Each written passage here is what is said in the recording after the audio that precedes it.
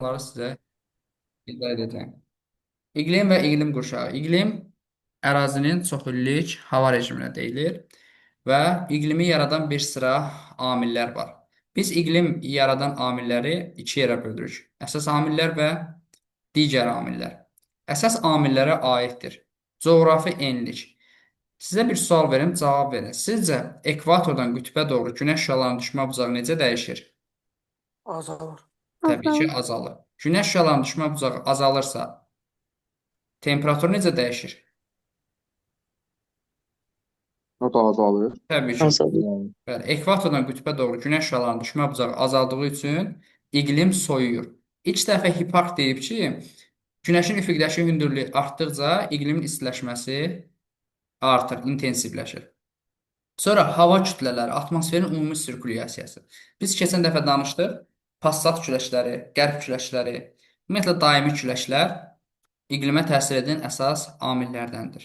Və səth örtüyü, su səthi, quru səthi, buz səthi iqlimə təsir edir. Məsələn, hansı ərazilərdə əks etdirmə qabiliyyəti daha çoxdur?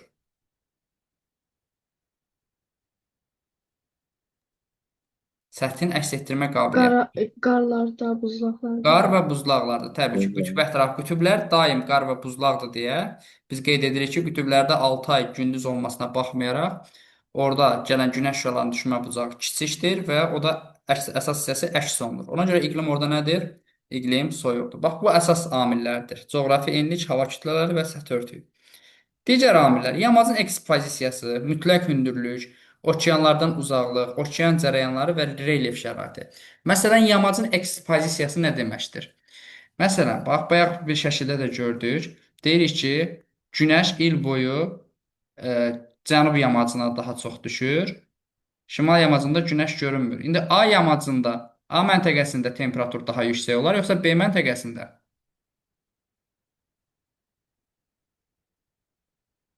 Sadə bir sualdır da. necə müəllim? Ada A-da olaraq. temperatur daha A çox gəlir, yoxsa məntəqəsi. B-də? Hə, Təbii ki, A-da da günəş A'dır. şüalarının düşmə bucağı harda çoxdur? Deməli, yamacın ekspozisiyası, yəni mövqeyi təsir göstərir. Mütləq hündürlük. C məntəqəsində temperatur yüksək olar, yoxsa A məntəqəsində? C. Yerdə.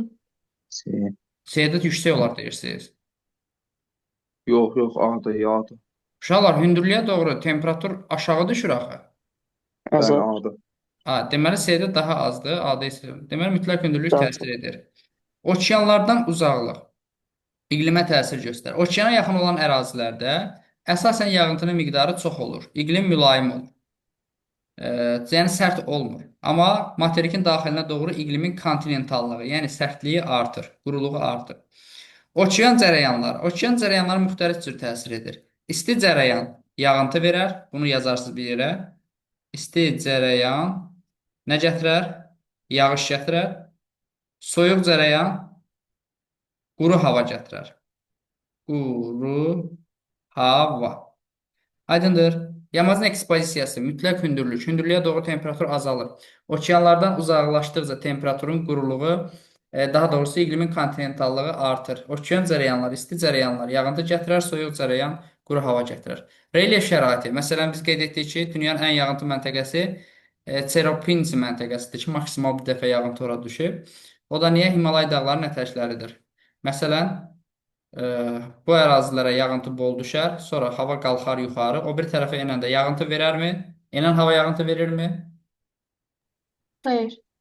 Xeyr, enən Bir. havada yağıntı olmur və yaxud da az olur deyə bilərik. Bax, bu da relyef şəraiti buna təsir, iqlimə təsir göstərən əsas amillərdir.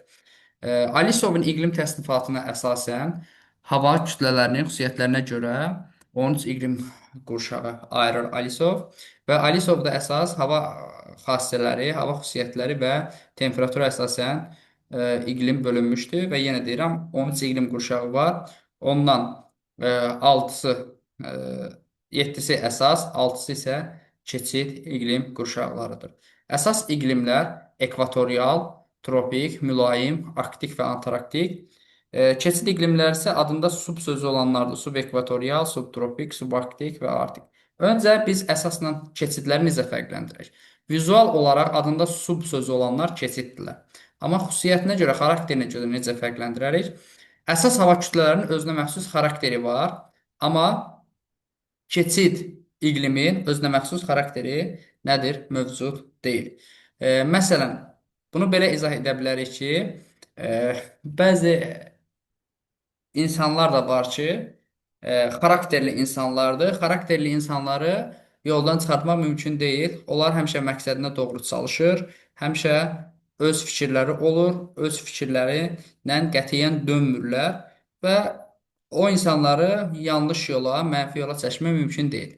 Bəzi insanlar da var ki, bu insanın yanında fərqli olur, keçir başqa bir mühitə, başqa bir insanın yanında tamam fərqli olur. Yəni xaraktersiz insanlar adətən xasiyyətlərini tez-tez dəyişirlər. İqlimdə də belədir. Əsas hava kütlələri il boyu burada öz xarakterini qoruyub saxlayırlar.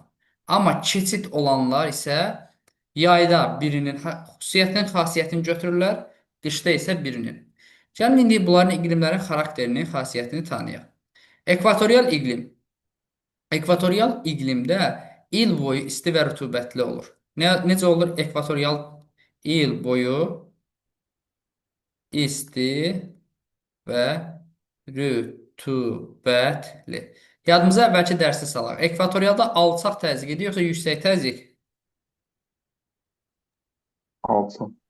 Təbii ki, yağıntı varsa alçaq təzyiq olar. Hava qalxan idi yoxsa enən idi? Qalxan. Təbii ki, alçaq təzyiqdirsə qalxan hava olar.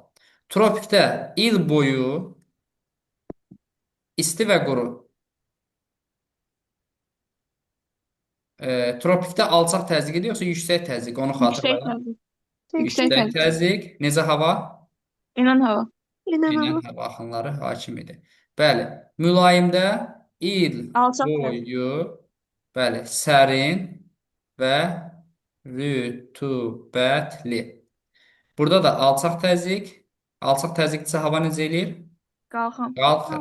Arktik, Antarktik isə təbii ki, il boyu soyuq və quru olur.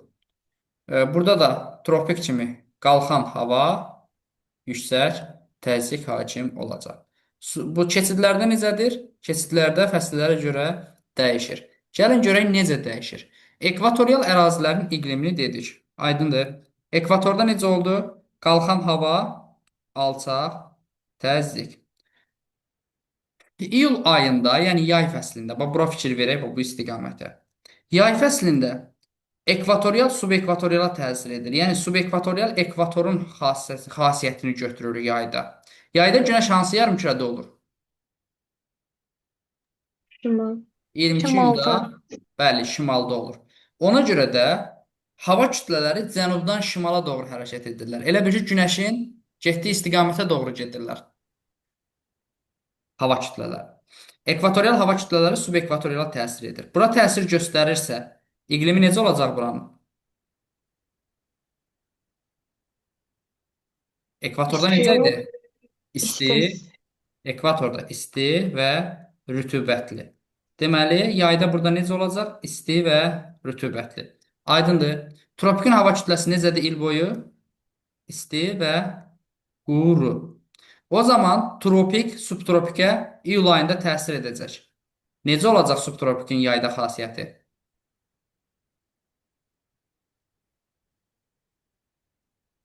Tropik kimi olacaq da necə olacaq? Yağıntılı. Axı tropikə nə yazmışam bura? İsti və quru olacaq. İsti quru. Bu da isti qurunu verir da bura. Öz xasiyyətini verir, xarakterini verir. Aydındır. Subtropikdə yayda necə olur iyul ayında? İsti və quru. Mülayim il boyu necədir? Sərin və yağıntılı, rütubətli. O zaman subarktikə yayda mülayim təsir etdiyinə görə yayda subarktikin iqlimi necə olacaq? Mülayimdə kimi. Sərin, rütubətli. Şükür deyəsən tuturuq söhbət. Arktik, subarktik arktikə təsir edə bilərmi? Hayır. Xeyr. Keçidlər əsasa təsir edə bilməz. Ancaq təsir edənlər əsaslardır. Yaxşı. İndi qış fəslində günəş hansı yarımkürədədir? Cənubda. Qış, bəli, cənubda. Elə ona görə də iqlimlər özündən cənuba təsir edəcək. Hava kütlələri də cənuba doğru, yəni günəşin dalıyca gedirlər sanki. Arktikin hava kütləsi il boyu necədir? Soyuq və quru, yəni az rütubətlidir. Deməli, subarktikin qışı necə keçir? Soyuq Soyuq və quru. Soyuq və quru. Bəli, soyuq, quru. Mülayimə subarktik təsir edə bilməz. Mülayim qışda hara təsir edər? Subtropikə. Subtropikə. Subtropikin qışı necə keçər? Sərin, rütubətli. Sərin və rütubətli. Tamamilə doğrudur. Sonra tropik qışda təsir edər subekvatoriala. İsti, quru. İsti və quru. Aydındır. Bəy. Cənub yarımkürəsində də eynən bu formada olacaq. Gəlin bunu bir daha bir yerdə təkrar edək. Bir dəqiqə gözünüz zəhmət olmasa. Öncə ekvatorialda hava kütlələri necə oldu il boyu? Yağıntılı. İsti rütubətli. İsti və rütubətli. Təzyiq sahəsi necədir? Alçaq təzyiq, Alçaq. qalxan, Hava kütləsi. hava. Yaxşı. Deməli, günəş şimalda olanda iyul ayında ekvatorial hara təsir göstərəcək? Subekvatoriala. Subekvatorial. Subekvatorialın yayı necə keçəcək? İsti və rütubətli. Rütubətli. Təzyiq sahəsi necə olacaq? Alçaq. Alçaq təzyiq, necə hava? Qalxan abi. Qalxan. Qalxan Qalxan hava. hava. Əla. Tropikdə il boyu necədir xasiyyət, xarakter? İsti və quru. Yüksək təzyiq. İsti və quru. Təzyiq necədir? Yüksək təzyiq, necə hava? Enən hava. Enən hava. hava. Bəli. Gəlin görək subtropikin yayı necə keçəcək? İsti və quru. İsti və quru. İsti və quru. Təzyiq sahəsi necə olacaq? Qalxan. Yüksək təzyiq, Yüksək təzyiq. Enən hava. enən Ha, hava. enən hava. Uşaqlar, bax bu ora təsir göstərirsə, özünün bütün xüsusiyyətini, xassiyyətini verir ora. Yaxşı. Mülayim necədir? Sərin və Sərin rütubətli. rütubətli. Rütubətli. Necə təzyiq? Alçaq təzyiqdir. Qalxan havadır. Alçaq təzyiq və Qalxan hava. qalxan hava. Tamamilə doğrudur. Deməli, mülayim yayda subarktikə təsir göstərəcək. Subarktikin yayı necə keçəcək? Sərin və rütubətli. Sərin və rütubətli. Rütubətli. Rütubətli və sərt. Deməli, alçaq təzyiq, necə hava? Qalxan. Qalxan hava. Qalxan hava. Bəli. Subarktik ərazilərdə necə olur il boyu? Soyuq və quru. Soyuq Soyuq və və quru. quru. Yağıntı az olur. Yağıntı çox kiçik miqdarda düşür. O da qar şəklində düşür. Və qış ayında günəş cənubda olduğuna görə hava kütlələri də cənuba doğru hərəkət edəcək. Məsələn, arktik hava kütləsi təsir edəcək qış ayında hara? Subarktikə. Subarktikin qışı necə keçəcək? Soyuq və Soyuq quru. və quru. Soyuq, quru. Hə, burada təzyiqi qeyd etmədi. Arktikdə təzyiq necədir? Yüksək təzyiqdir. Necə hava? Enən. Enən Yüksək hava. təzyiqdə həmişə enən hava olar, bəli. Deməli, subarktikin qışı necə olacaq? Yüksək təzyiq, enən hava. Sonra subarktik mülayimə təsir edə bilməz, çünki keçid əsasa təsir edə bilməz. Subtropikin qışı necə keçəcək bəs? Subtropikin qışı Sərin rütubətli. sərin, mülayim necədirsə o da elə, sərin və rütubətli. Təzyiq necə olacaq? Alçaq təzyiq. Qalxan hava. Alçaq təzyiq, qalxan hava, yəni yağıntı verər.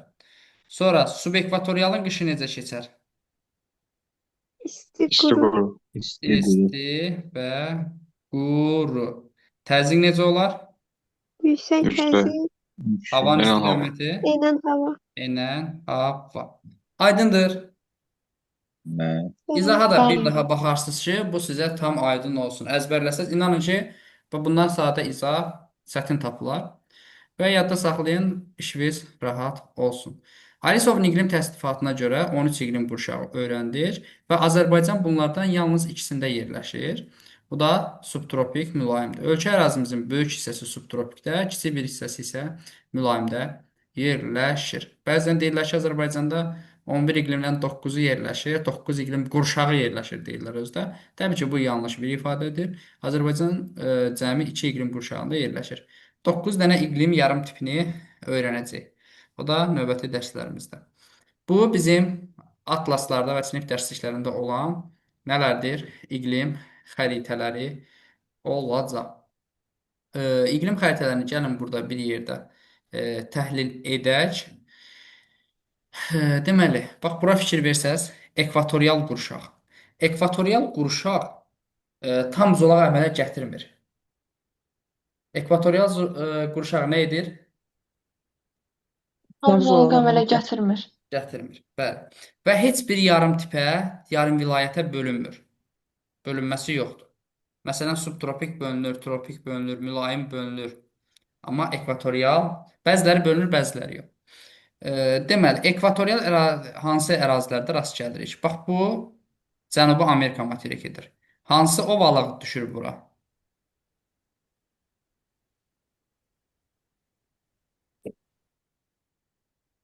Amazon ovalığıdır da, Amazon çayı hövzəsi. Yaxşı. Bax, bura hansı dağlardır? Cənubi Ant dağı. Amerikanın qərbində Ant dağları. Deməli, Cənubi Amerikada Ant dağları və Amazon ovalığı ekvatorial iqlim qurşağında yerləşir. Ekvatorial ərazilərdə Konqo çayı hövzəsi, Niger çayının mənsəbi. Bax, bu ərazilər ekvatorial iqlimdədir.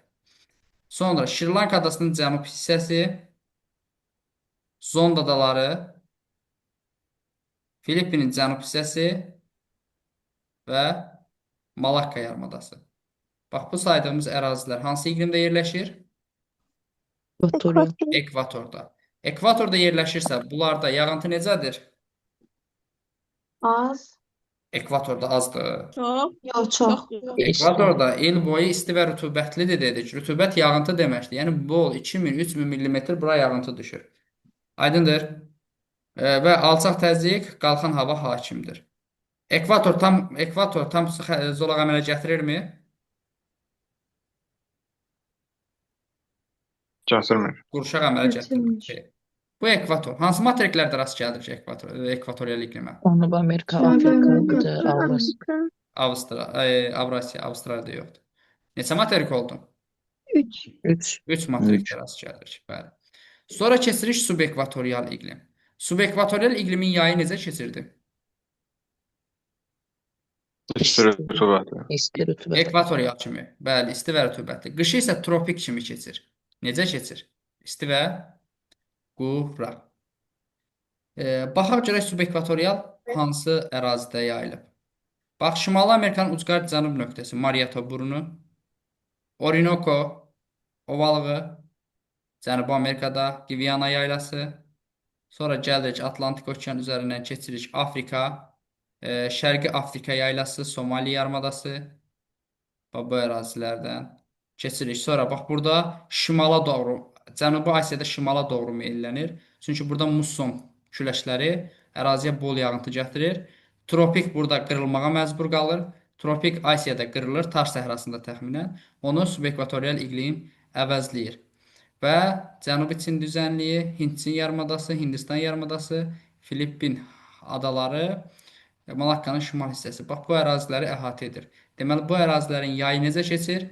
Yağıntılı keçir. Qışı isə quru keçəcək. Bu şimal subekvatorialdır. Cənub subekvatorialdır. Yenə Cənubi Amerikadan başlayırıq. Burada La Plata ovalığının şimal hissəsi, Braziliya yaylası, keçirik Afrikaya, Şərqi Afrika yaylası, Madagaskarın şimal hissəsi, gəlirik Avstraliyaya. Avstraliyanın şimal hissəsi, Cape York və Arlimid və Cape York yarımadaları əhatə edir. Deməli, subekvatorialın yayı necə keçir? İsti və rütubətli. Qışı necə keçir? İsti və quru. Bəli. Bax, ona görə də heyvanlar, bəlkə də bölgesel filmlərdə izləmişsiniz, köç eləyirlər. Bax, burada deməli, iyul ayı necə keçir? İyul. Yağıntılı keçir. Yağıntılı olduğuna görə ot qalın olur. Heyvanlar iyul aylarında bura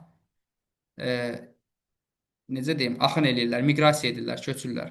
Cənubun yayı nə vaxtı? Hansı ay cənubda yaydır?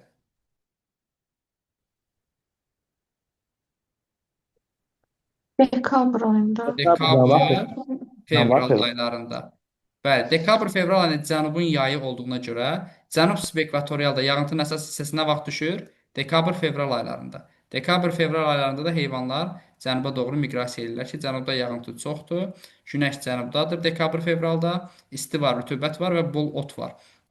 Yəni yadda saxlayın ki, şimal subekvatorialda yağıntı iyun-iyul ayında düşdüyü halda cənub subekvatorialda dekabr-fevralda düşür. Niyə? Çünki yay həmin tarixdədir. Sonra subekvatorialdan keçirik, tropik gəlir. Bax, tropik qurşağa. Tropikin iki tipi var. Tropik səhra və rütubətli. Rütubətli tropik, yağıntılı tropikdir. Əsasən dəniz və okean üzərindədir. Amma burada Mərkəzi Amerika, Florida yarımadasının cənub hissəsi, Yucatan yarımadası. Bax, bu ərazilər rütubətli tropikdir. Bol yağıntı yağır. Quru tropikə aiddir. Kaliforniya yarımadası, yəni səhradır buralar. Şimali Afrika, Ərəbistan, Tar səhrası, İran yaylasının cənub hissəsi və bu ərazilər quru tropikdir. Yenə deyirəm, quru tropik Asiyada tam zolaq əmələ gətirmir. Niyə əmələ gətirmir? Çünki musson küləşləri qoymur. Fatih, sən bizə də zəhmət olmasa, niyə tropik Asiyada tam zolaq əmələ gətirmir?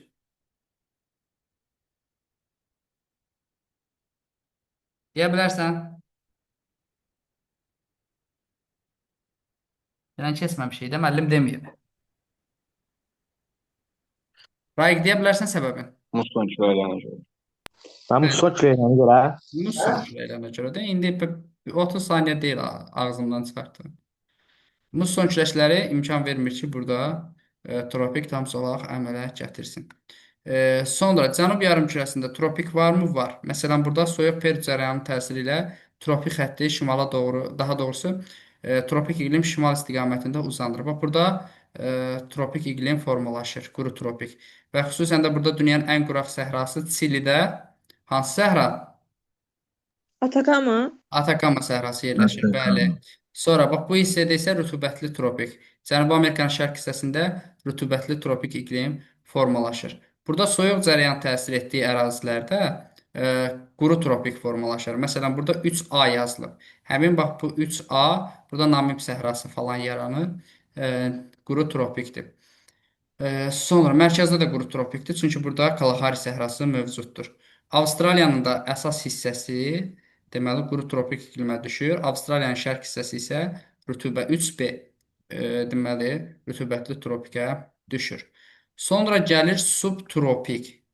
Subtropik ilə mülayimin tipi çoxdur deyə biraz qarışıq ola bilər, amma diqqətli olsaq asan bir şeydir. Subtropikin 4 dənə tipi var. Subtropik kontinental, aralıq dəniz, musson və bərabər rütubətlənən tipi. Yadda saxlayın ki, mussona cənub yarımkürəsində rast gəlmir. Musson yalnız şimal yarımkürəsindədir. Bərabər rütubətlənən isə yalnız cənubdadır, şimalda rast gəlinmir.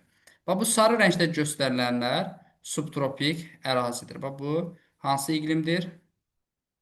Subtropik iqlim. Subtropik iqlimə gəlin görək hansı ərazilərdə rast gəlinir. Şimali Amerikada subtropikin qərb hissəsi, ümumiyyətlə materiklərin qərb hissəsində aralıq dəniz tipi olar. Yaxşı, materiklərin qərbində hansı iqlim tipi olar? Subtropik daxilində. Aralıq dənizi. Mərkəzdə kontinental tipi olar. Mərkəzdə hansı tip olar?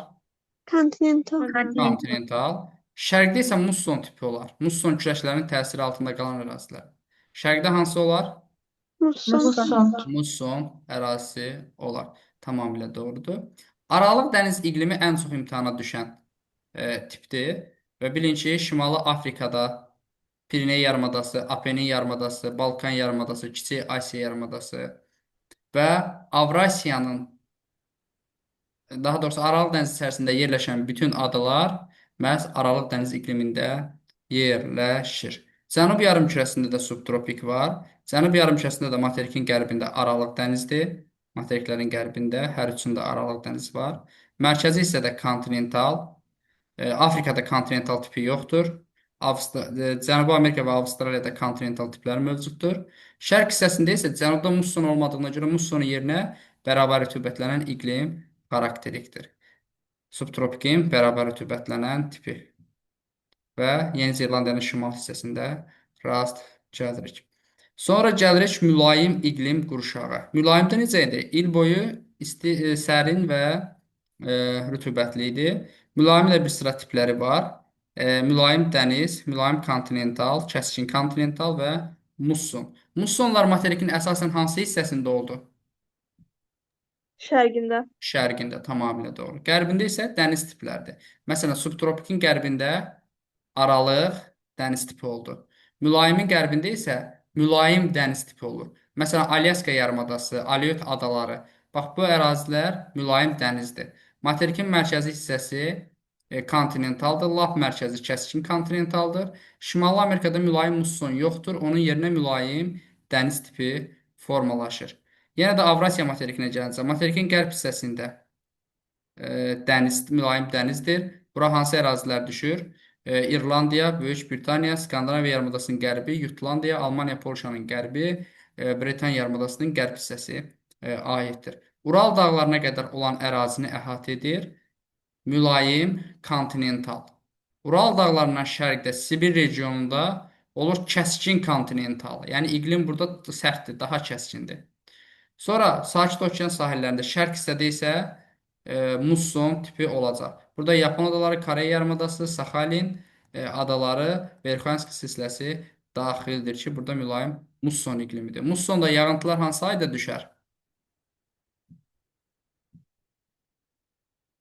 Yay aylarında. Yay Keçən dəfə aylarında. demişdik ki, bəli, mussonlar yayda bol yağıntı gətirər. Kamçatka yarımadası yenidən mülayim dəniz tipinə aid edilir. Kamçatka və Alyaska yarımadası hər ikisi eynidir, mülayim dəniz tipindədir.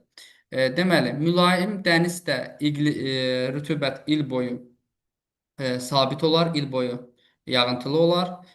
Mülayim kontinentalda yağıntının əsas hissəsi yayda düşər, kəskin kontinentalda yağıntının miqdarı azdır. Və dedik ki, ən kontinental iqlim, ən yüksək illik temperatur amplitudunun ən yüksək olduğu iqlim kəskin kontinental iqlim hesab edilir. Cənub yarımkürəsində də mülayim var təbii ki. Cənubi Amerikanın qərb hissəsində mülayim dəniz, şərq hissəsində isə mülayim kontinentaldır. Cənub yarımkürəsində mülayim musson yoxdur. Cənub yarımkürəsində kəskin kontinental yoxdur. Afrikada mülayim varmı? Afrikada mülayim mövcud deyildir. Avstraliyada yalnız Tasmaniya adasında və Yeni Zelandiyada müşahidə edilir. Şimali Amerika və Avrasiyanın şimalında yerləşən bəzi ada və yarımadalar deməli tip olaraq subarktik iqlimə aid edilir və əsasən də Şimal Buzlu Okeanda yerləşən ada və yarımadaların bir qismi yerləşir. Lap şimalda yerləşənlər isə arktik iqlim xarakterlikdir. Məsələn, Kanada Arktik arxipelaqı, Grenlandiyanın böyük hissəsi, Spitsbergen, Florens, Iosif, Yeni torpağın bir hissəsi, şimal torpaq bütünlükdə Sibir adaları, Vrangel arktik iqlimdə yerləşir. Antarktida materikində əsas ən böyük iki iqlim var. Burada antarktik iqlim və subantarktik iqlim xarakterlikdir. Gəlin iqlimləri bir daha ümumi bu xəritəni bir yerdə təkrar edək. Deməli, ekvatorial iqlim hansı materikləri əhatə etdi? Cənubi Amerika, Afrika, Avrasiya. Avrasiya. İl boyu necədir? Yağıntılı. İsti və rütubətli deyəcəksiniz. Bəli, isti və yağıntılı. Sonra 2 rəqəmi ilə göstərilən iqlim hansıdır? Subekvatorial. Subekvatorial. Subekvatorialın yağıntısı nə vaxt düşür? Hansı ayda yağıntılı olur? Yayda. Yay aylarında. Yəni şimal yarımkürəsində hansı ayda olur yağıntı? Avqust ayıldı. İyun, avqust ayında deyək. Cənub yarımkürəsində hansı ayda yağıntı bol olur? Dekabr, fevral. Dekabr, fevral ayında. Tamamilə doğrudur. Sonra bu əraziləri əhatə etdi. Nə üçün burada Avrasiyada şimala doğru istiqamətlənir? Musson küləkləri var. Musson küləkləri təsir göstərir. Əla. Sonra quru tropik il boyu necədir? Tropik hava hakimidir. İsti və quru olur və yüksək təzyiq necə havadır? Yüksək təzyiqdə enin hava. Bəli. Rütubətli tropikdə isə il boyu yağıntılı olur. Əsasən də okean səthində formalaşır. Və bəzən də isti cərəyan keçdiyi ərazilərdə quru səthində də formalaşa bilər. Məsələn, Braziliya əyaləsinin şərqində, Mərkəzi Amerikada, Avstraliyanın şərq hissəsində nədir? Rütubətli tropikdir. Çünki bura isti okean cərəyanlarının təsiri altındadır.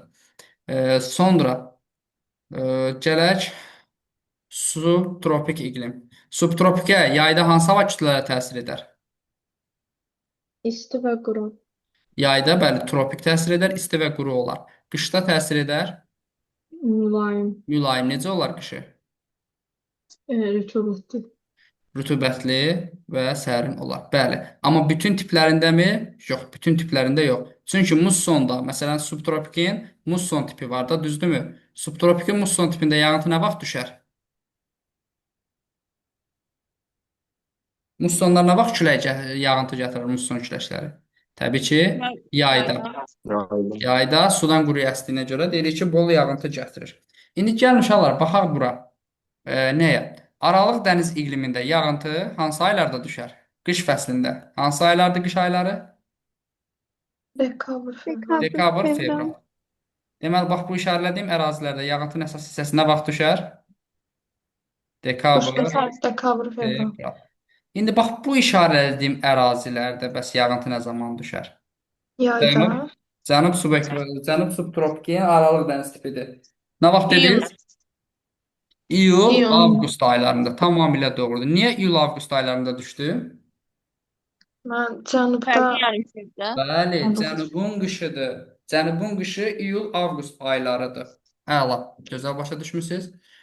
Sonra kontinentalda da əsasən qışda olur və mussonlarda yayda olur. Cənubda musson varmı? Yoxdur. Cənubda onun yerinə nə var idi? 4C. 4C nədir? Bir dənə tapın buradan. Bərabər rütubətlənən. Bərabər rütubətlənəndə yağıntı nə zaman düşər? İl boyu bərabər düşəcək. Aydındır? Sonra mülayim dəniz. Materiklərin qərb hissəsində mülayim dənizdir. Mərkəzdə mülayim kontinental. Lap mərkəzə getdikcə kəskin kontinental olur. Şimali Amerikada musson olmadı. Mülayim dəniz oldu. Avrasiyanın qərbində mülayim dəniz. Ural dağlarına qədər mülayim kontinental. Sibir ərazisində, Mərkəzi Asiyada kəskin kontinental. Bəli, şərqində musson, mülayim musson və Kamçatkada yenidən mülayim dəniz olacaq. Kamçatka və Alyaska yarımadaları mülayim dənizdə yerləşir. Uşaqlar, mülayim mussonda yağıntı hansı ayda düşər? Musson deyəndə yağıntı hansı ayda düşər? Yayda. Yay ayında bir dəfəlik yadda saxlayırıq. Belə, əsas düşəcək məsələlər bunlar idi. Bir də uşaqlara biraz çətin gələn məsələ diaqramlardır. Deyir ki, müəllim, diaqramı yadda saxlaya bilmirəm. Niyə görə yadda saxlaya bilmirsən? Çünki iqlimi, aid olduğu xassələri öyrənməmisən. Diaqramlardan imtahana çox suallar düşür. Baxın, ekvatorialda hava temperatur il boyu necədir? Sabitdir, kəskin dəyişmir. Fikir versəz, yağıntı il boyu necədir? Boldur. Yəni il boyu yağıntı da çox dəyişmir. Deməli, baxıram ki, yağıntının miqdarı il boyu boldur və sabitdir, temperatur sabitdir. Deməli, bu hansı iqlimə aiddir? Ekvatorial. Ekvatorial iqlimə aiddir. Sonra ikinciyə baxıram, görürəm ki, yağıntının əsas hissəsi iyun-iyul aylarında düşüb, yəni yay fəslində düşüb. Qışı isə quraq keçib. Hansı iqlimdə yay yağıntılı, qış quraq idi? Ekvatorial. Şimal Subekvatorial. subekvatorial. Şimal subekvatorial deyəcəksiniz. Bəli. Sonra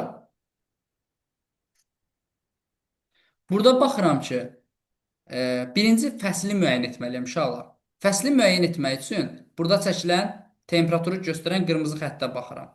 Orta hissəsi aşağı yönəlibsə, deməli bu cənub yarımkürəsidir. Orta hissəsi aşağı yönəlibsə hansı yarımkürədir? Cənub yarımkürəsidir. Birinci yarımkürəni təyin edirəm, sonra yağıntıya baxıram. Görürəm ki, yağıntının əsas hissəsi daha doğrusu dekabr, fevral aylarında düşür. Dekabr, fevralda düşübsə, deməli, hansı fəsildə düşüb? Cənubun yayında düşüb. Hansı iqlim yayı yağıntılı, qışı quraqdır? Yenə subekvatorial. Bu dəfə cənub subekvatorial olacaq. Sonra gəlirəm bura, görürəm ki, il boyu istidir, yayda temperatur 30 dərəcədən yuxarı qalxır. Yağıntının miqdarı isə çox cüzüdür. Deməli, bu quru tropik iqlim olacaq. Rütubətli tropik sizə düşməyəcək, rütubətli tropikə baxmayın. Sonra keçirik. Amma əslində belə baxsaz da bir şey deyil, hə. Şimal rütubətli tropik düşməyəcək, amma cənub rütubətli tropik düşə bilər. Cənub rütubətli tropikdə görürəm ki, temperatur 20-30 dərəcə arasında dəyişir. Yağıntı da il boyu deməli boldur. Amma çox ehtimal ki, düşməyəcək. 99% düşməyəcək.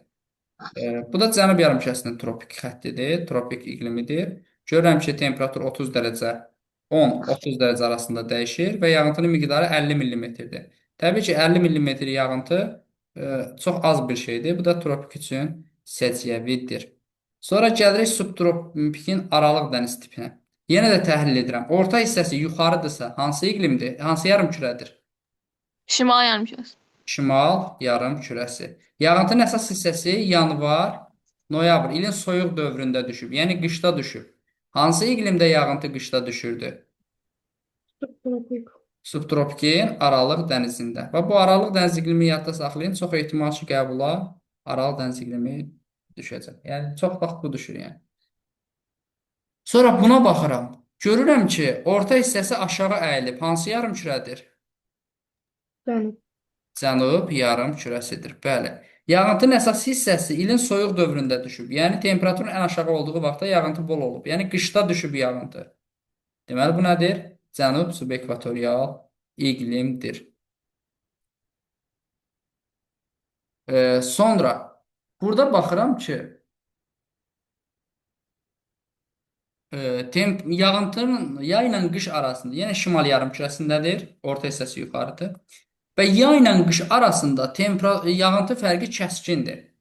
Qışda yağıntının miqdarı 50 millimetrdən azdır, yayda isə 250 millimetrdən çoxdur.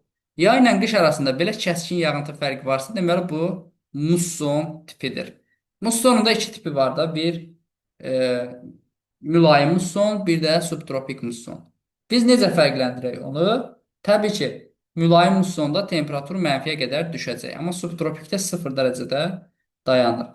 Bu isə subtropikin kontinentalıdır. Kontinentallarda həmişə temperatur mənfiyə düşər. Görürsən, -5 ilə müsbət 20 dərəcə, yəni 25 dərəcə arasında dəyişirsə, bu kontinental iqlim sayılır. Və bərabər rütubətlənən, subtropikin bərabər rütubətlənən tipində yağıntı il boyu təxminən bərabərdir. Temperatur isə orta hissəsi cənub yarımkürəsinə əyilməlidir. 10-20 dərəcə arasında dəyişir. Sonra mülayim dənizdə yağıntı il boyu sabitdir. Yağıntı. Temperatur isə 5-15 dərəcə arasında dəyişir. Mülayim kontinentalda 10-20 dərəcə arasında dəyişir temperatur. -10, müsbət 20 dərəcə arasında dəyişəcək. Sonra keçək kəskin kontinentala. Görürük ki, temperatur bu qədər fərq varsa, müsbət 20 dərəcə ilə -20 dərəcə arasında oynayırsa, amplitud nə qədərdir? 40 dərəcədir də. Müsbət 20 çıxılsın -40. Deməli, burada kəskin kontinentallıq var. Bax, bu da Sibir üçün xarakterik bir iqlimdir. Sonra yenə də bax, fikir versəz, yay ilə qış arasında temperatur fərqi kəskindir. Daha doğrusu, yağıntı fərqi kəskindir. Yağıntı fərqi belə kəskindirsə, biz buna nə deyirik? Musson. Subtropikdir yoxsa mülayim? Mülayim mussondur. Necə hiss elədim? Mülayimdə demişdik ki, mənfiyə düşər. Sonra şimal subarktik. Temperatur 10 dərəcə, -15 dərəcə arasında dəyişir. 442 mm yağıntı düşür. Yəni subarktik düşə bilər imtahana, bir də arktik düşə bilər. Arktikdə il boyu demək olar ki, temperatur 0-ın altındadır. Yalnız qısa yay müddətində 5 dərəcəyə qədər yüksələ bilər. Belə. Bunlar əsas bizim iqlim diaqramlarımızdır. Bu da iki iqlim qurşağında yerləşən yarımadaları seçin. İki iqlim qurşağında yerləşən adaları seçin deyəndə siz bu adalara fikir verəcəksiniz. Adalar Baffin, Yeni Torpaq, Grenlandiya, Yeni Torpaq, 2 dəfə gedib eyni şeydir. Hershey, Filippin arxipelagi, Gvineya, Yava adası, Madagaskar, Tasmaniya, Skortra, Şri Lanka, Mindanao, Yeni Zelandiya özü iki iqlimdə yerləşir.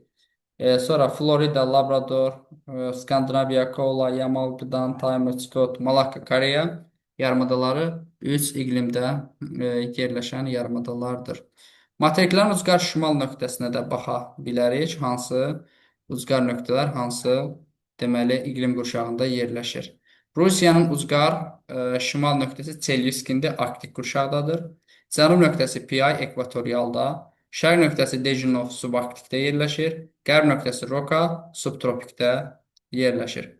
Bensekka subtropik iqlimdə, sonra İynəburnu tropikdə, Ras Həfun burnu subekvatorial, Almadiya subekvatorial iqlimdə yerləşir. Şimali Amerikanın ucqar şimal nöqtəsi Murchison Arktikdə, ucqar cənub nöqtəsi Mariato subekvatorialda, şərq və qərb nöqtələri isə subarktikdə yerləşir. Cənubi Amerikanın ucqar şimal nöqtəsi Qanias subekvatorial iqlimdə, Furat mülayimdə, Cabo Branco tropikdə, Parnias burnu tropikdə yerləşir. Avstraliyanın ucqar şimal nöqtəsi York burnu subekvatorial iqlimdə, cənub-şərq burnu, yəni cənub ucqar nöqtəsi subtropikdə yerləşir. Şərq ucqar nöqtəsi Byron tropikdə, qərb ucqar nöqtəsi Steep Point tropik iqlim qurşağında yerləşir. Bax, bu da bizim uşaqlara çətin gələn iqlim mövzumuz.